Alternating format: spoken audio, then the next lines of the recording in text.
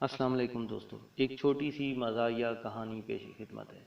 ایک سکھ کی منگنی لکھنؤ میں ہو گئی۔ بارات جانے سے پہلے ماں نے سمجھایا، بیٹا لکھنؤ کے لوگ بہت مہذب ہوتے ہیں، کوئی ایسی بات نہ کرنا جس سے جٹوں کی بدنامی ہو۔ سردار نے فرما برداری سے پوچھا، ماں جی میں کرنا کیے؟ ماں بولی، بیٹا جب سسر ملنے کا ہے تو کہنا ابا حضور آداب، ساس ملے تو کہنا امی حضور آداب، کھانا کھانے سے پہلے ہاتھ دھونا، چھوٹے نوالے لینا اور پلیٹ میں بالکل تھوڑا کھانا ڈالنا۔ ایک اہم بات، لکھنؤ کے لوگ کھیر کو سویٹ ڈش کہتے ہیں، تم بھی اسے سویٹ ڈش کہنا۔ بارات لکھنؤ پہنچی، سسر آیا تو دولہا بولا ابا حضور آداب۔ سسر بہت خوش ہوا، بولا کتنا مہذب ہے ہمارا بیٹا۔ جب ساس سے کہا امی حضور آداب، وہ بھی بہت خوش ہوئی۔